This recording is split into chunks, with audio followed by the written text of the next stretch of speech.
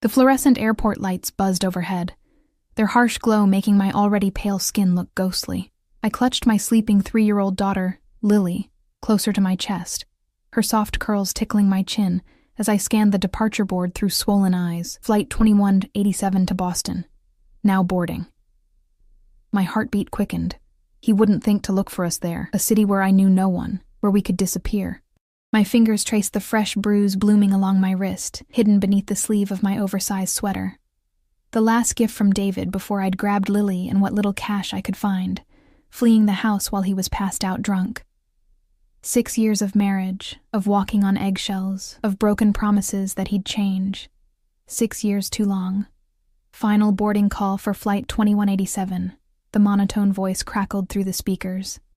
I adjusted the single backpack containing everything we now owned and hurried toward the gate, the weight of exhaustion making each step feel like wading through concrete. The flight attendant's smile faltered when she saw my face. I'd done my best with concealer, but the split lip was harder to hide. Her eyes darted to Lily, then back to me with that look I'd grown to recognize. Pity. "We're fine," I murmured, though she hadn't asked.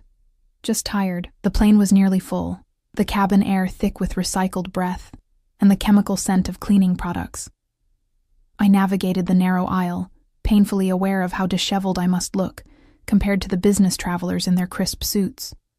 The only available seats were in the back, next to a window, beside a man whose presence seemed to command the space around him. I hesitated.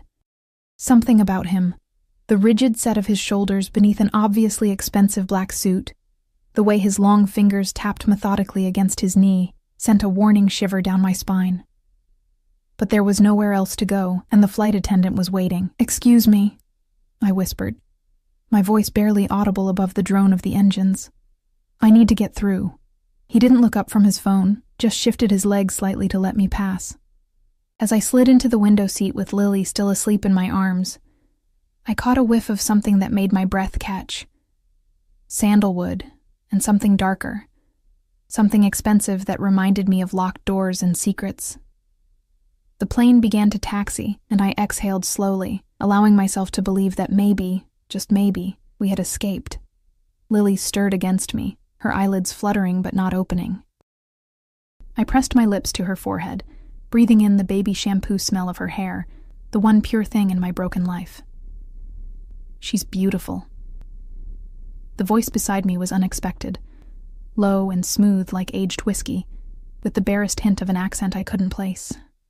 I turned, startled to find the man looking at me now, his eyes the color of steel, assessing and unreadable. "Thank you," I replied automatically, the social conditioning to be polite, overriding my instinct to stay silent, invisible. Up close, I could see he was younger than I'd first thought, maybe early 30s, with sharp cheekbones and dark hair cut close at the sides but longer on top.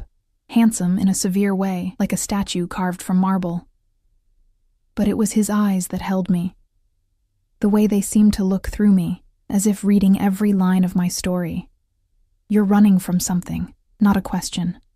A statement, delivered with such certainty that I felt the blood drain from my face. I'm not... My denial died in my throat as his gaze dropped deliberately to my wrist, where my sleeve had ridden up, exposing the finger-shaped bruises. Shame burned through me as I tugged the fabric down. "It's none of your business." The corner of his mouth lifted in what might have been amusement, might have been acknowledgement. "Of course." He extended a hand. "Alexander Volkov. Most people call me Alec." I stared at his hand, at the gleaming watch that probably cost more than 6 months of my waitressing salary, at the signet ring on his pinky finger. Everything about him screamed danger, yet I found myself responding, Emma Mitchell." I didn't take his hand. He withdrew it smoothly, as if my rejection meant nothing. "And the little one?" "Lily," I said, before I could stop myself. Why was I telling him anything? The plane lifted off, and my ears popped painfully. Lily whimpered in her sleep, and I hushed her, rocking gently. "First flight?" Alec asked, his attention now on Lily. I nodded, wishing he would return to ignoring me. "Give her something to suck on. It will help with the pressure." He reached into his suit pocket and pulled out a wrapped candy. "Sugar-free," he added, seeing my hesitation. I took it reluctantly, unwrapped it, and gently pressed it between Lily's lips. She accepted it reflexively, her tiny face relaxing as she sucked. The man, Alec, was right. I felt a twinge of gratitude I didn't want to feel. Thank you. He inclined his head slightly, then looked away, signaling an end to our conversation. Relief washed over me. The last thing I needed was someone asking questions I couldn't answer. Not when David could be waking up now, discovering us gone, his rage building like a gathering storm. The next hour passed in blessed silence. Lily slept against me, occasionally stirring but never fully waking. I stared out the window at the clouds below, looking like a fluffy escape route to another world. Somewhere in those clouds was the boundary between my old life and whatever waited for us in Boston.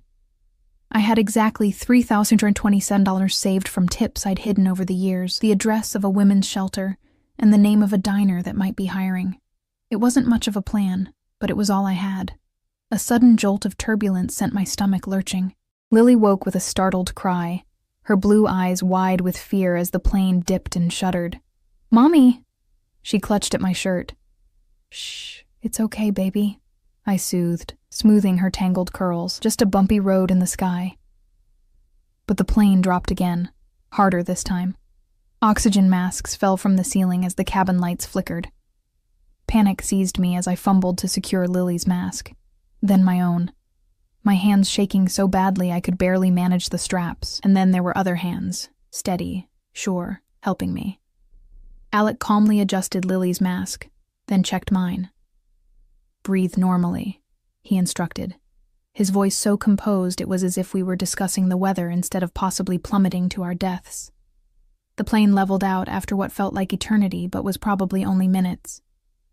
The captain's voice came over the intercom, explaining we'd hit unexpected clear air turbulence, but were now on a smooth course. As the masks were put away and nervous laughter rippled through the cabin, I realized I was gripping Alec's arm, my nails digging into the fine wool of his suit. I released him immediately. "I'm sorry. No need." His eyes held mine, and for a moment, I saw something that looked almost like concern. Then it was gone, replaced by that same cool assessment. "You've had enough to be afraid of." His words hit too close to the truth. I turned away, busying myself with settling Lily, who was now wide awake and cranky. "Are we there yet, Mommy? I want to go home." Home. The word was a knife twist. "Not yet, sweetie. We're going on an adventure, remember? To a new home." "But what about Daddy? And Mr. Whiskers?" Her lower lip trembled at the thought of the stuffed cat we'd left behind in our haste. I felt Alec's attention sharpen beside me, though he pretended to be absorbed in his phone. "Mr. Whiskers had to stay behind," I said carefully. "But maybe we can find a new friend for you in Boston." "I don't want a new friend. I want to go home." Her voice rose, drawing glances from nearby passengers. "Lily, please," I whispered, feeling the familiar mixture of guilt and desperation rising. "We can't go home. I told you. We're having an adventure." "Is that what you call it?" Alec's voice was so quiet I almost didn't hear it. I shot him a glare. "Please don't." To my surprise, he nodded and reached for something in the seat pocket. "Perhaps this might help?" He held out an airline magazine folded to a page with a maze puzzle. From his inside pocket, he produced an expensive-looking pen. Lily's crying subsided as curiosity took over. She eyed the pen with its shiny silver cap. "Can I?" "Of course," Alec said, his severe face softening just slightly. "It's a special pen, only for brave adventurers." I wanted to be annoyed at his intervention, but Lily was already taking the pen, her tears forgotten as she began to trace the maze with intense concentration. I mouthed a silent thank you to Alec, receiving only that slight nod in return. The flight attendant stopped at our row with the beverage cart. "Something to drink?" "Just water for me," I said. "And apple juice for my daughter, please." "Sir?" she asked, turning to Alec. "Bourbon. Neat." His tone made it clear he expected the good stuff, not the standard airline offering. To my surprise, the attendant nodded without hesitation. She returned moments later with our drinks.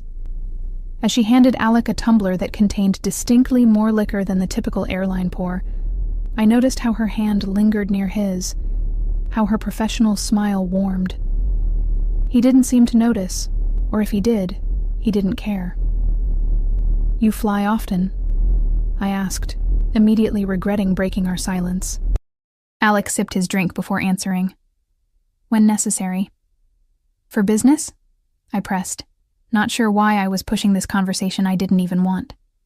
His smile didn't reach his eyes, always. Lily tugged at my sleeve, proudly showing her completed maze. "Look, Mommy, I finished it." "That's great, baby," I said, grateful for the interruption. "Why don't you try another one?" As Lily flipped through the magazine, I felt rather than saw Alec shift beside me. "Your husband," he said quietly, ensuring Lily couldn't hear. "He will look for you." It wasn't a question, and the certainty in his voice made my skin prickle with fear. "Why would you say that? Men who leave marks like that." His eyes flicked to my wrist. "They don't like losing what they consider theirs." The truth of his words made me nauseous. "You don't know anything about me. I know the look of someone hunted," he replied, his accent thickening slightly. "And I know that women's shelters are the first place they look." My heart stopped. How did he know about the shelter? Had I mentioned it? No. Impossible. I don't know what you're talking about. The lie sounded hollow, even to my own ears. Alec's expression remained impassive, but something in his eyes changed, hardened. He reached into his jacket and removed a business card, sleek and black with only a phone number embossed in silver. "When the shelter doesn't work out, and it won't, call this number. Ask for me." I didn't take the card. "Why would you help me?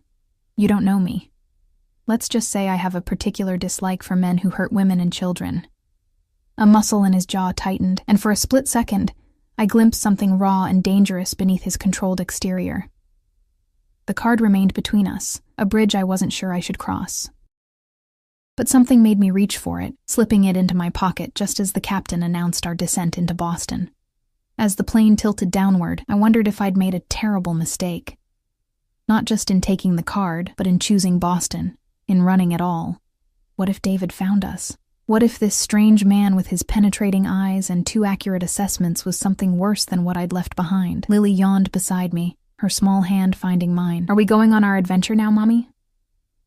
I squeezed her fingers gently, acutely aware of Alec watching us. "Yes, sweetheart. Our adventure starts now." What I couldn't know then, as the plane touched down on Boston soil, was just how true those words would prove to be. How that simple, terrified decision to sit beside Alexander Volkov would change everything, for better or worse. The arrivals terminal buzzed with fluorescent-lit chaos, reuniting families, business travelers striding purposefully toward exits, airport staff directing the endless human current. I clutched Lily's hand in one of mine, and our backpack in the other, my eyes darting between the exit signs and the crowds, paranoid that somehow David had discovered our destination. "You have somewhere to go?" Alec's voice startled me. I'd assumed we'd part ways at the gate, but he'd fallen into step beside me, his presence creating an invisible barrier between us and the rushing passengers. "Yes," I lied, tightening my grip on Lily's hand. The women's shelter was on the other side of the city, and I had only the vaguest idea how to get there. "We're fine." His eyes, those unnervingly perceptive eyes, narrowed slightly. "Of course." Two men in dark suits materialized beside us, and my heart rate spiked until I realized they were looking at Alec, not me. One was massive, with a neck as thick as my thigh and hands that could easily crush stone. The other was leaner, but with a watchfulness that seemed to catalog every movement around us. "Everything is prepared, sir," the leaner one said quietly, his gaze sliding over me briefly before returning to Alec. Alec nodded once, then turned back to me. "My offer stands, Emma Mitchell." The way he said my name sent an involuntary shiver through me. "Boston winters are cold. The card has my number."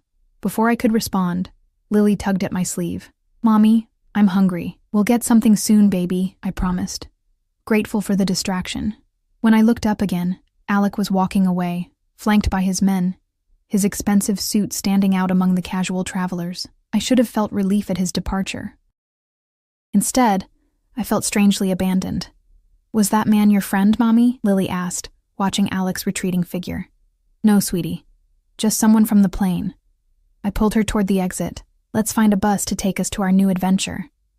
The reality of Boston in November hit us like a physical blow as we stepped outside, bitter cold wind that sliced through my thin jacket and made Lily burrow against my side. I hadn't thought about winter clothes when I'd grabbed what I could, another failure to add to my growing list. The bus ride to the shelter took nearly an hour, through neighborhoods that grew progressively more worn down. Lily fell asleep against me, exhaustion finally claiming her. I stroked her hair, watching the unfamiliar city slide past the grimy windows, second-guessing every decision that had led us here. By the time we arrived, darkness had fallen, bringing with it a bone-deep chill. The shelter was located in a converted church, its stained glass windows illuminated from within. A small handwritten sign beside the door read, "Harbor Haven Women's Shelter." The woman at the intake desk had kind eyes that had seen too much, and hair prematurely streaked with gray.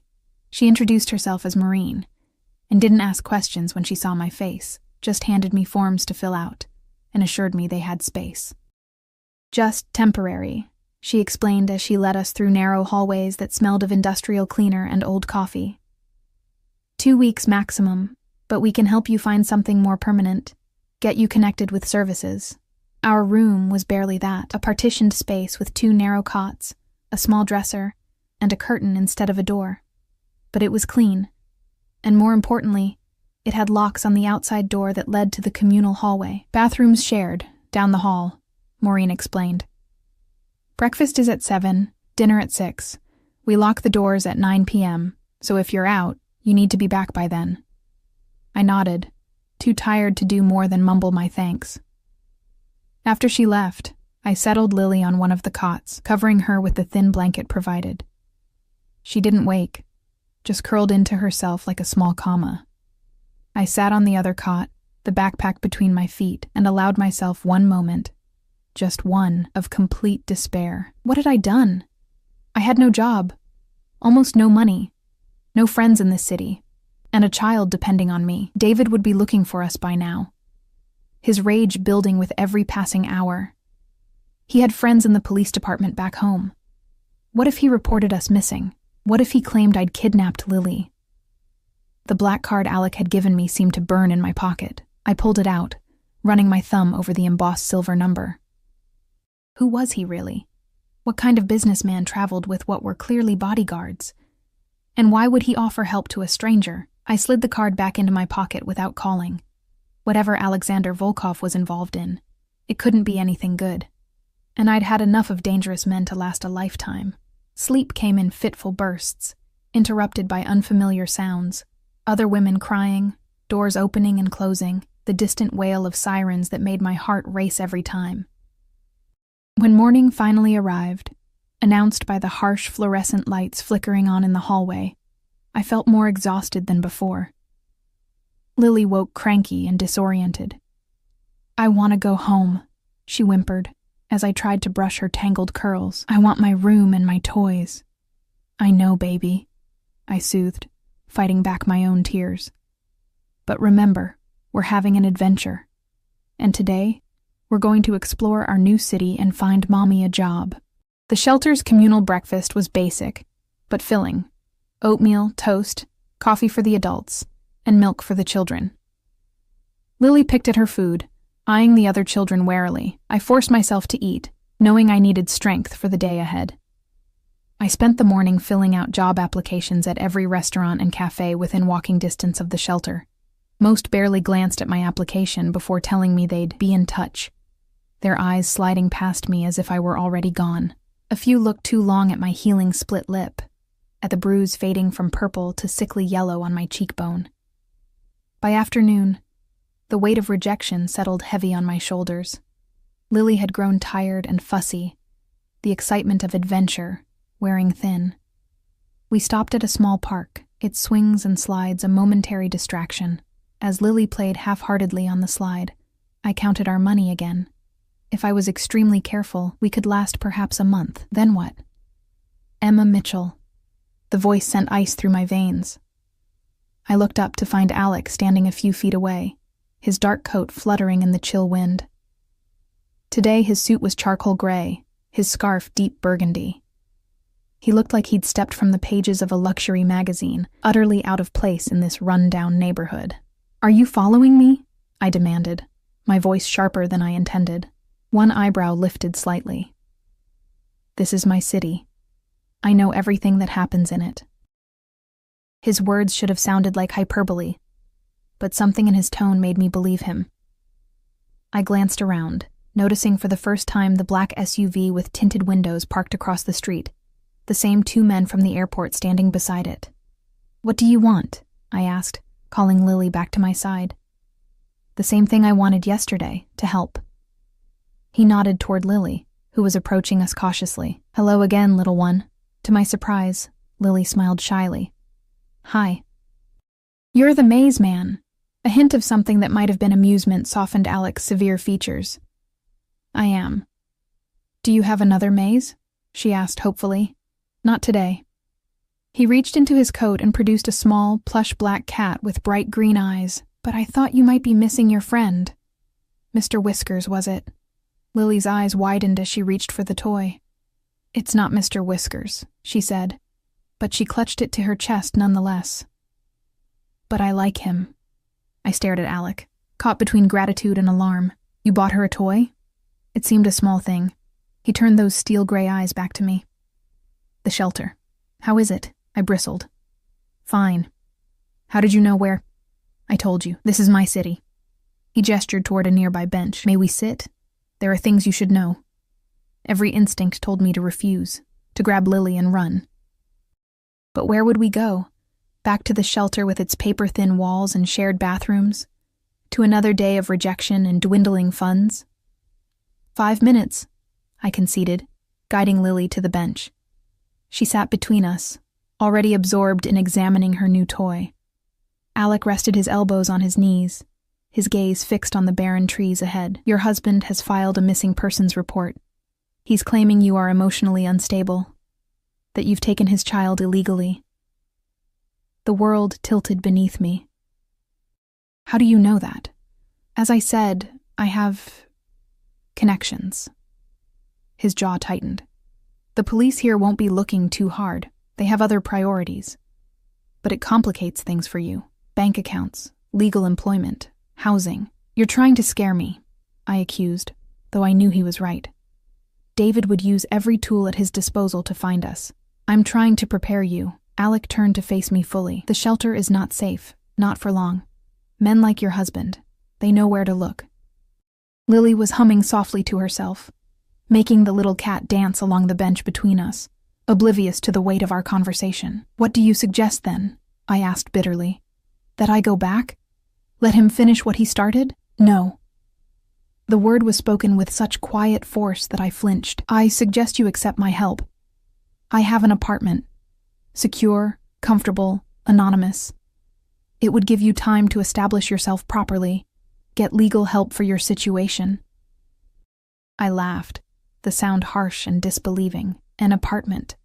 Out of the goodness of your heart. And what would you expect in return, Alec?"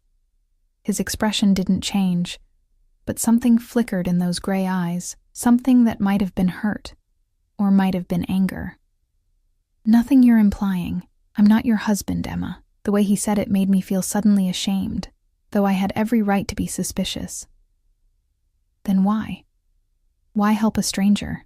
Alec was silent for a long moment. When he finally spoke, his accent was more pronounced, his voice lower. "Because once, someone helped my mother when she needed it. When I was not much older than your Lily." I studied his face, looking for deception, but finding only carefully controlled emotion. "I don't even know who you are, what you do. I'm a businessman with resources. That's all you need to know for now." He straightened. The vulnerability gone so quickly, I wondered if I'd imagined it. "The offer stands for 24 hours. After that, you're on your own." He stood, buttoning his coat against the sharpening wind. "The choice is yours, Emma Mitchell. But consider this. That shelter has 3 exits, all of them visible from the street. How long before he finds you?" My throat constricted at the thought. "You make it sound like I have no choice." "We all have choices." His gaze dropped to Lily, who was now making her new toy talk to her in a squeaky voice. Some of us make them for more than just ourselves. With that, he walked away, his tall figure cutting through the playground like a shadow. One of his men opened the SUV door for him, and within moments, they were gone, leaving me alone on the bench with my daughter, and a decision that would change everything. That night, the shelter felt smaller, the walls thinner. Every creak and footstep in the hallway made me jolt awake, my mind painting David's enraged face in the darkness. Lily slept fitfully beside me, clutching her new black cat, which she'd named Shadow. The communal bathroom, with its flickering lights and rust-stained sinks, had a window that faced the street. As I washed my face the next morning, I found myself scanning the sidewalk below, looking for unfamiliar cars, for David's stocky silhouette. Or was I looking for a sleek black SUV instead? "You look tired, hun," Maureen commented when I brought Lily down for breakfast. "Rough night?" I nodded, accepting the chipped mug of coffee she offered. "Do you have a computer I could use? I need to check something." She directed me to an ancient desktop in a small office off the main hall. The internet connection was agonizingly slow, but eventually, I was able to access the news site from our hometown. My hands trembled as I typed "missing woman child" into the search bar. There it was. A small article, but with my name, my face, an old photo from David's Facebook page where I was smiling, looking nothing like the hollow-eyed woman I now saw in the mirror. Local man seeks public's help in finding missing wife and daughter. The article quoted David describing me as emotionally fragile, following a minor disagreement, suggesting I might be a danger to myself or Lily. Bile rose in my throat. He'd made himself the victim, just as he always did, and people would believe him. The charming restaurant owner, always ready with a smile and a free drink for the police officers who frequented his establishment. I closed the browser window and sat in the humming silence of the old computer. Alec had been right. David was coming for us, and he had the law on his side. When I returned to our room, Lily was playing with 2 other children, their mothers watching tiredly from nearby cots. One of them, a woman with faded red hair and a healing cut above her eyebrow, caught my eye with understanding. "First week's the hardest," she offered. "I'm Trish." I sat beside her, watching Lily giggle as she showed Shadow to a small boy. "Emma, how long have you been here?" 11 days. They'll be asking me to leave soon." She twisted a thin gold band on her finger. "Got a sister in Providence who might take us in. Better than going back, right?" I nodded, though I wasn't sure. "At least Trish had someone. That's a nice toy your girls got," she commented. "Don't see many new things in here." Friend gave it to her," I said, the word friend sticking in my throat. Trish's knowing eyes assessed me. "The kind of friend who might help you out of this place?" I looked away, uncomfortable with her perception. "Maybe." She leaned closer, her voice dropping. "Listen, I know that look, trying to decide if the devil you don't know is better than the one you do." She glanced at the children playing. "My advice? There's all kinds of bad out there, but at least pick the one that's not trying to kill you." Her bluntness startled a laugh from me, though there was nothing funny about our situation. "That simple, huh?" "Nothing simple when you're running," she stood, calling to her son. "But sometimes you gotta leap and hope the net appears." I spent the day in a haze of indecision, taking Lily to a nearby library where she could read picture books while I applied for jobs online. No responses, no prospects, just the steady tick of time running out on Alec's offer. When we returned to the shelter that evening, Maureen intercepted us at the door, her face grave. "Emma, can I speak with you privately?" My stomach dropped. "Is something wrong?" She glanced at Lily. "Why don't you go join the other children for dinner? It's pizza night." After Lily reluctantly left, Maureen led me to the small office. "We received a call today, a man claiming to be your husband, looking for you." The room seemed to tilt. "What did you tell him?" "Standard policy. We don't confirm or deny who stays with us." She studied my face. "But Emma, he knew details. Said you'd taken your daughter without permission, that you're in a fragile state." "He's lying," I whispered, though I knew it didn't matter. David was closing in. "I believe you." Maureen's eyes were kind but realistic. "But you should know. He mentioned contacting Boston police. Said something about a custody order. I pressed my fingers against my eyes, trying to stem the panic rising within me. What do I do? Maureen sighed. We can try to connect you with legal aid, but honestly, if he's got resources and connections back home, it might be best to move on. Somewhere less obvious. Move on. To where? With what money? The black card in my pocket seemed to pulse with each heartbeat. Thank you for telling me, I managed, my voice steadier than I felt. She squeezed my arm gently. Whatever you decide, do it soon. These situations, they escalate quickly. I found Lily in the dining area, cheese from the pizza smeared across her cheek as she chatted with a girl a few years older than her. For a moment, I stood watching her. This resilient little person who'd already endured more upheaval than any child should. Could I really uproot her again? Could I risk losing her to David? After Lily fell asleep that night, I slipped into the hallway with my phone and the black card. The shelter was quiet, except for muffled crying from one of the rooms and the steady drip of a leaking pipe somewhere. I dialed the number before I could change my mind. 1 ring. 2. Then a crisp, professional voice. Yes, I need to speak with Alexander Volkov, I said, surprised by the steadiness of my own voice. It's Emma Mitchell. A pause. Then, 1 moment. The line clicked, and suddenly Alex's voice was there, as if he'd been waiting for my call. Emma. Just my name, but the way he said it, like something precious held between careful hands, sent a shiver through me. Your offer, I said, cutting to the chase. Is it still open? Yes. No hesitation, no gloating at my surrender. I took a deep breath. We'll need to leave tonight. He called the shelter. He knows we're in Boston. Alex's voice hardened. I'll send a car. 30 minutes. Pack whatever you have. How will I know it's yours? The driver will say Harbor Haven. No one else knows those words. After he hung up, I stood in the dim hallway, questioning every choice that had led me to this moment. But when I pictured David's face twisted in rage, his hands around my throat the night before I'd fled, I knew I had no choice at all. I woke Lily gently, whispering that we needed to go on another adventure. She clutched Shadow to her chest and didn't complain as I helped her into her coat and shoes. Our few belongings fit easily into the backpack. I left a brief note for Maureen, thanking her, but explaining nothing. Then I led Lily through the silent hallways, past the sleeping forms of other women who'd fled their own nightmares. The night air bit at our cheeks as we slipped out a side door. The street was deserted except for a dark sedan idling at the curb, its engine a low purr in the stillness. A tall man in a driver's cap stood beside it, his face impassive. Harbor Haven, he said simply when we approached. I hesitated at the open car door, scanning the street one last time. What was I doing? Trusting a stranger who exuded danger from every pore. But then, what choice did I have? Adventure time, I whispered to Lily as I helped her into the car's warm interior. The drive took us through parts of Boston I hadn't seen, elegant brownstones with wrought iron fences, tree-lined streets where even the shadows seemed expensive. Lily fell asleep against me, lulled by the smooth motion of the luxury vehicle. Finally, we pulled into an underground parking garage beneath a modern high-rise. The driver opened our door and led us to a private elevator that required a key card to operate.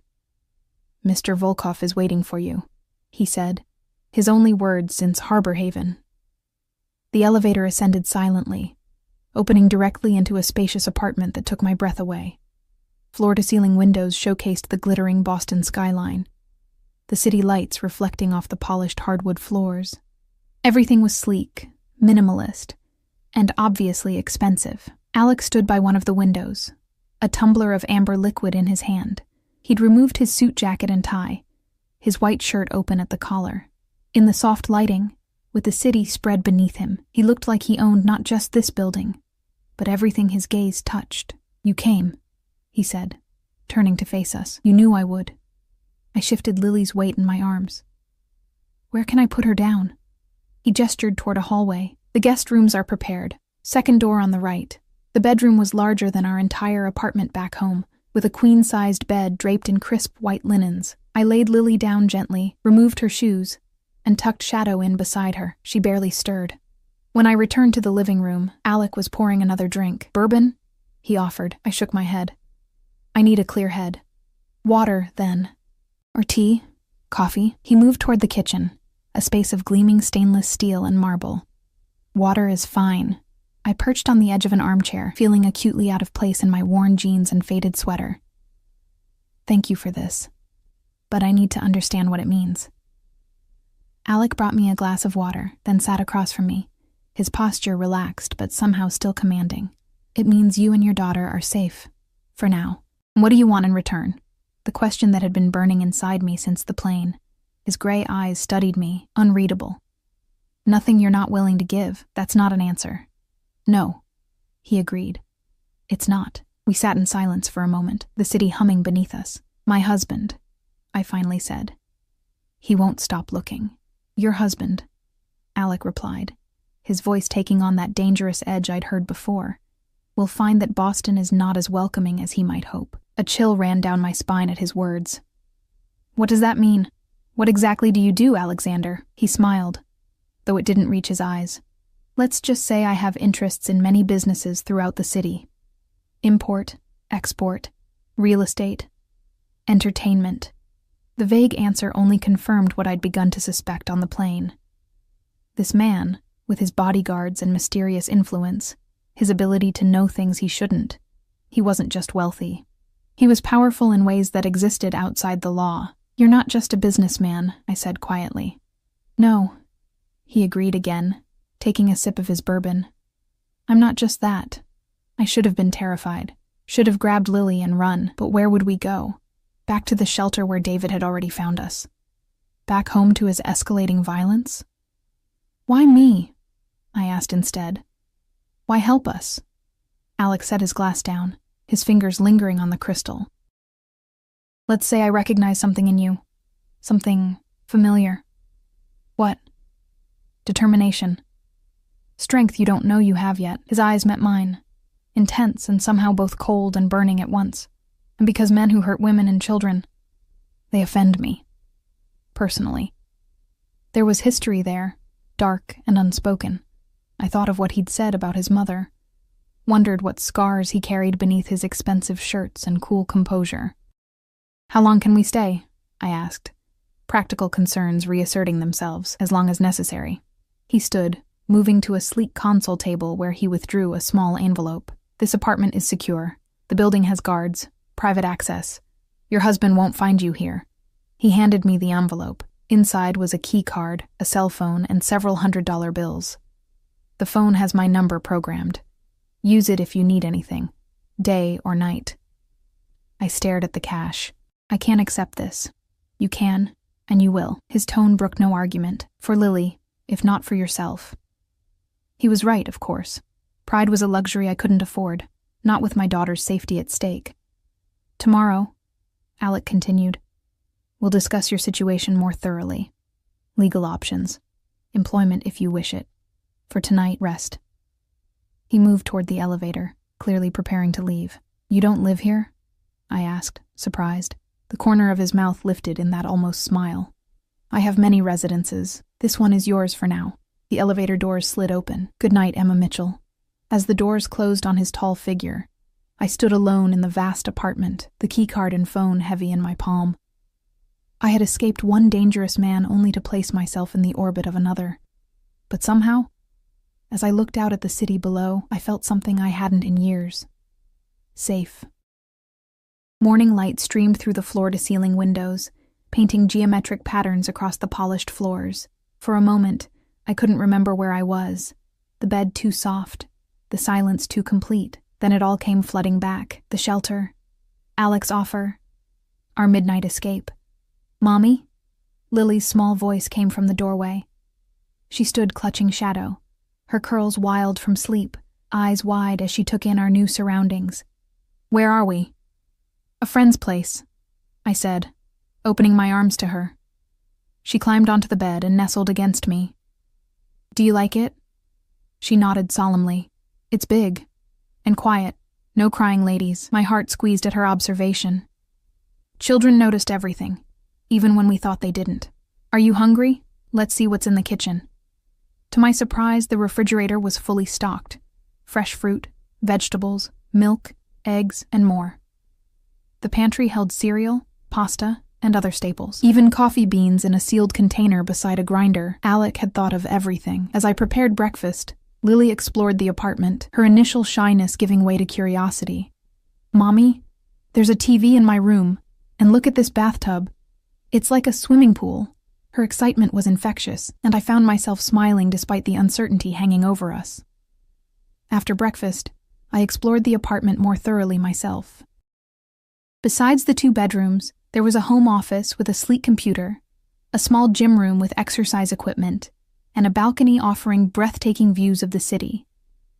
On the desk in the office, I found another envelope with my name written in bold, elegant script. Inside was a document folder containing legal papers, blank restraining order forms, custody petition templates, and the business card of someone named Eleanor Winters, Escommerds, with a note, "She's expecting your call, discreet and thorough." There was also a smaller envelope containing a bank card and a note with a PIN number. I didn't want to think about how much money Alec might have put in the account. The cell phone he'd given me buzzed with a text message. "Car available if needed, driver on call. A."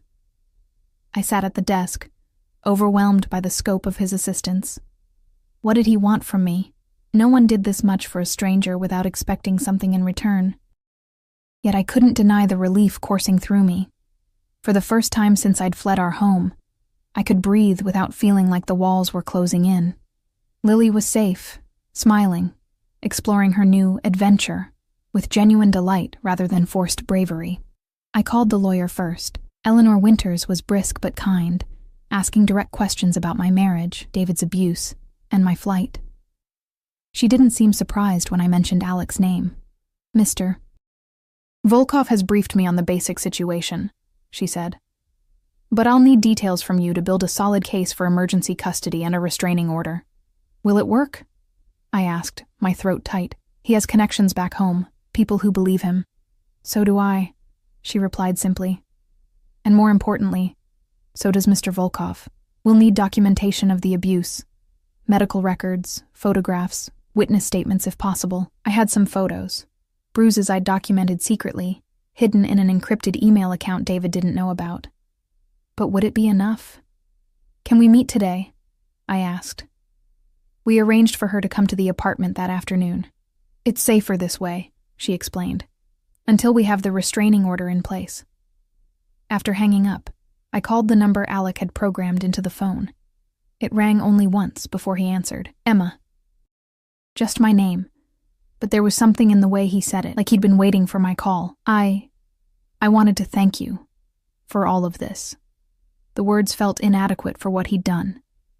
"You've spoken with Eleanor?" he asked, bypassing my gratitude. "Yes, she's coming this afternoon." "Good. She's the best in Boston for cases like yours." There was a pause, the sound of papers shuffling. "How is Lily?" The question surprised me. "She's good. Happy to have her own TV." A soft chuckle, warm and genuine. A sound I hadn't heard from him before.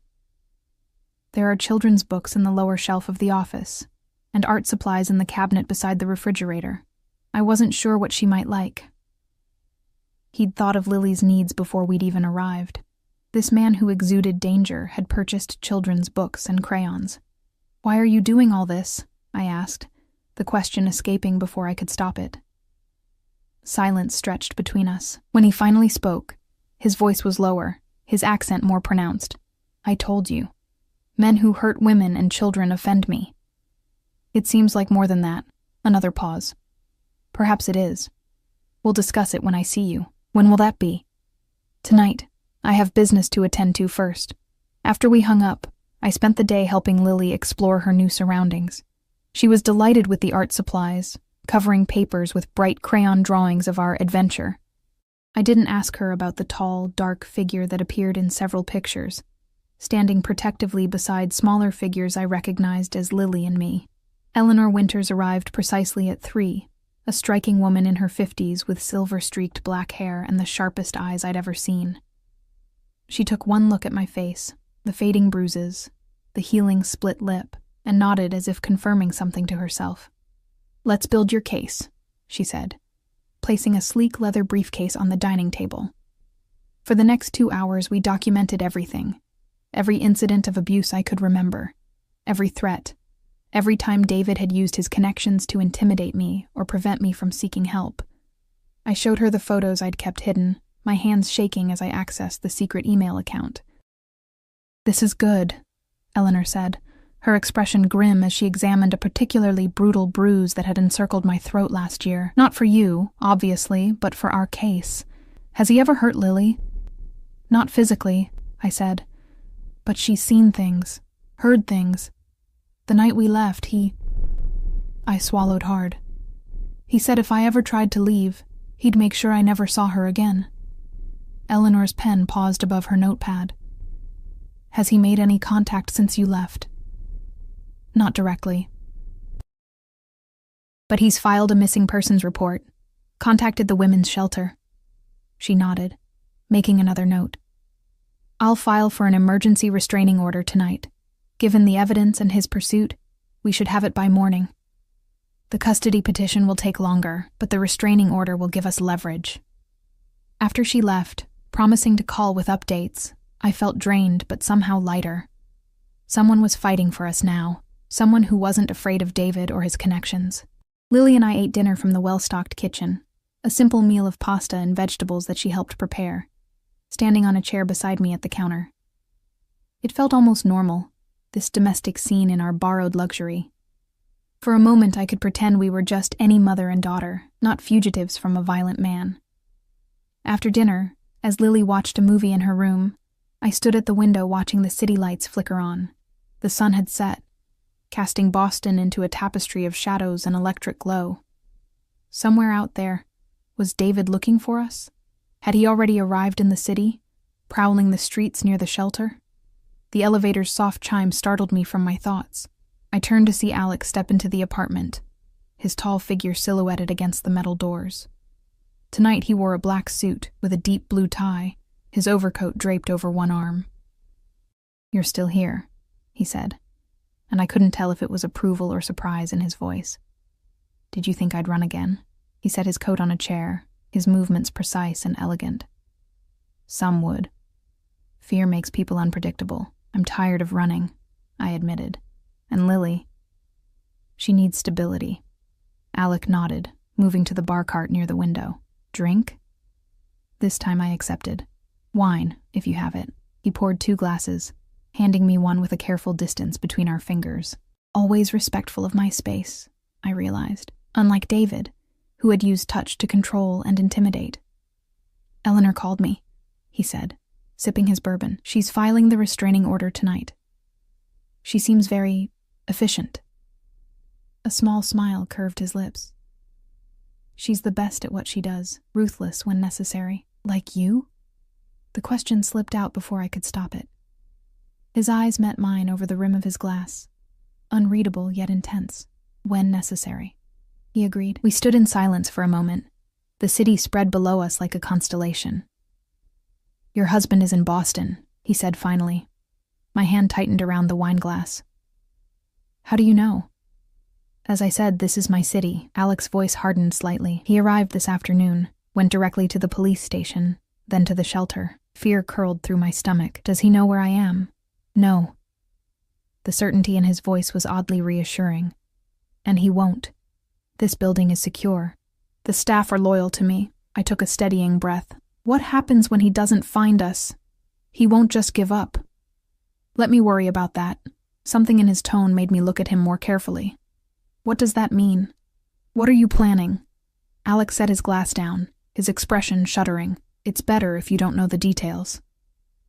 "If it involves us, I have a right to know." He studied me for a long moment, as if weighing how much to reveal.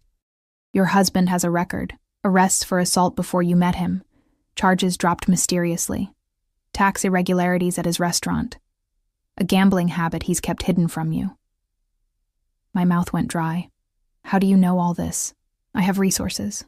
He picked up his glass again, turning it slowly in his hands. "Information can be a powerful weapon, Emma. More effective than violence, often." "You're going to blackmail him?" The thought was both horrifying and tempting. "I'm going to persuade him that pursuing you is against his best interests. A chill ran down my spine at the calm certainty in his voice. And if that doesn't work? Alec's eyes darkened. There are other methods of persuasion. I should have been frightened by the implicit threat, but all I felt was a cold relief. Someone powerful was standing between David and us. Someone David couldn't intimidate or bribe. "Mommy?" Lily's voice came from the hallway. She stood in her pajamas, shadow clutched against her chest, eyes widening when she saw Alec. "Oh. Hello, maze man." His severe expression softened instantly. "Hello, little one. I see Shadow is keeping you company." She nodded, approaching cautiously. "He's a good cat. He keeps the bad dreams away." Something flickered across Alec's face. Pain, perhaps, or recognition. "That's a very special power. Are you staying here too?" she asked, looking between us. "No," he replied gently. "This is your home now, you and your mother's. I'm just visiting." "Oh." She seemed to consider this. "But you'll come back?" His eyes met mine over her head, seeking permission. I found myself nodding slightly. "Yes," he told her. "I'll come back." After I tucked Lily in again, I returned to find Alec standing at the window, his posture rigid, hands clasped behind his back. "She likes you," I said quietly. "Children are better judges of character than most give them credit for." He turned to face me, though perhaps not in this case. There was self-awareness in his words that surprised me. "Who are you really, Alexander Volkov, beyond the suits and the bodyguards and the mysterious business interests?" He considered me for a long moment. Someone who recognizes the look of a hunted woman, someone who once watched his mother wear that same look, day after day, until it became her only expression. The admission hung in the air between us, heavy with unspoken history. "What happened to her?" I asked softly. His jaw tightened. "She died, before I was old enough to protect her, before I had the power to change our circumstances." Now I understood. The reason he'd approached me on the plane. Why he'd offered help to a complete stranger. I wasn't just a random woman in trouble. I was the embodiment of a past he couldn't change. A wrong he couldn't right. "I'm sorry," I said, meaning it. It was a long time ago. He straightened, the vulnerability disappearing behind his composed facade. But it taught me something valuable. Power isn't just about having money or influence. It's about using it when it matters. As he moved toward the elevator, he paused beside me, close enough that I could smell his cologne. Sandalwood, and something darker, uniquely him. "Rest tonight, Emma. Tomorrow will bring changes. Good ones or bad ones?" I asked. The ghost of a smile touched his lips. "That depends entirely on your husband's capacity for self-preservation." After he left, I stood alone in the vast apartment, feeling both protected and exposed. I had placed myself and Lily in the orbit of a dangerous man, but one whose danger, for now at least, was directed elsewhere, toward David.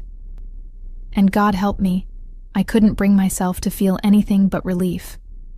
Dawn broke with a crystalline clarity, sunlight spilling across Boston's skyline and into our borrowed sanctuary.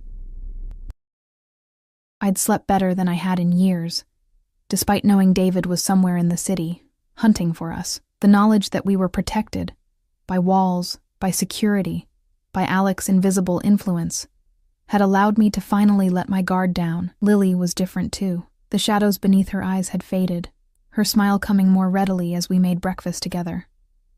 She chattered about Shadow's adventures in dreamland, about the books she'd discovered on the shelf, about the view from her bedroom window, simple joys I hadn't been able to give her before. The phone Alec had provided buzzed with a message just as we finished eating. "Turn on the news. Channel 7. With a sense of trepidation, I found the remote and switched on the sleek television mounted on the wall. The local morning news was just finishing a weather report when the anchor's expression turned serious. "Breaking news this morning from the Boston Police Department. David Mitchell, a restaurant owner from Indiana who reported his wife and child missing last week, has been arrested on multiple charges including tax evasion, money laundering, and illegal gambling operations." Mitchell had come to Boston claiming his wife had abducted their child, but police now say evidence suggests she was fleeing domestic abuse. My hand flew to my mouth as David's mugshot appeared on screen. He looked furious, his face contorted in the same rage I'd seen directed at me countless times. Sources close to the investigation tell us federal authorities had been building a case against Mitchell for months. Anonymous tips led to the discovery of falsified business records and connections to illegal gambling operations. Mitchell is being held without bail pending extradition to Indiana, where he faces additional charges. The phone buzzed again. Eleanor has your restraining order. She's filing for emergency custody today. I sank onto the couch, my legs suddenly unable to support me. It had happened so quickly, so thoroughly. David neutralized, his credibility destroyed, his power stripped away, and I knew exactly who was responsible. "Mommy, why are you crying?" Lily climbed onto the couch beside me, her small hand patting my cheek. I hadn't even realized tears were streaming down my face. Happy tears, baby. Just happy tears. When Alec arrived that evening, he brought dinner. Gourmet takeout from a restaurant I later learned was one of his many business interests. Lily greeted him with unexpected enthusiasm, proudly showing him her latest drawings, and Shadow's new bed she'd constructed from pillows. I waited until she was occupied with dessert, an elaborate chocolate confection that had her wide-eyed with delight, before leading Alec to the balcony where we could speak privately. "You had him arrested," I said without preamble, the cool night air raising goosebumps on my arms. Alec leaned against the railing, the city lights reflecting in his gray eyes. "I merely ensured the proper authorities received information they already should have had. Information you gathered. Yes." I studied his profile, sharp against the night sky. Was it true? Everything they said about him? Every word. He turned to face me fully. "Your husband has been running a money laundering operation through his restaurant for years. The gambling debts, the tax evasion, all of it verifiable, documented, real." A bitter laugh escaped me, and I never knew. All those late nights he claimed he was working, the mysterious cash flow problems followed by sudden windfalls. "You saw what he allowed you to see." Alec's voice was gentle, lacking its usual edge. "That's how men like him operate." "And men like you?" I challenged. "What do you allow people to see?" Something shifted in his expression. A softening, perhaps, or a decision made. "More than I should in your case." The admission hung between us, weighted with implications neither of us seemed ready to address. "Eleanor called," I said instead. "The judge granted the restraining order. She thinks the custody petition will be approved by the end of the week. With David's arrest, there's no contest." "Good." Satisfaction flickered across his features. "You'll need to decide what comes next." "What do you mean?" He gestured toward the apartment. "This arrangement was meant to be temporary. A safe harbor while we dealt with your husband. That's been accomplished." Fear clutched at my chest. "You're asking us to leave?" "No." He stepped closer, close enough that I could feel the warmth radiating from him in the cool night air. "I'm giving you a choice, Emma, something you haven't had in a very long time." Inside, Lily's laughter floated through the open door, bright and uninhibited. I glanced back to see her carefully arranging Shadow and her other new toys, gifts that had mysteriously appeared throughout the week, for a tea party. "What are my options?" I asked, turning back to Alec. "You can stay here as long as you need, find work when you're ready, build a new life in Boston for yourself and Lily." His eyes held mine, intense and unblinking. "Or if you prefer, I can arrange for you to go elsewhere. A fresh start, completely separated from everything, including me." The possibility of complete independence stretched before me, tempting, but also terrifying. "Why would you do that? Help me leave, after everything you've done to help us stay." Alec's jaw tightened, "Because whatever happens next between us should be your choice, not made out of desperation or gratitude or fear." "And what do you want to happen next?" I dared to ask.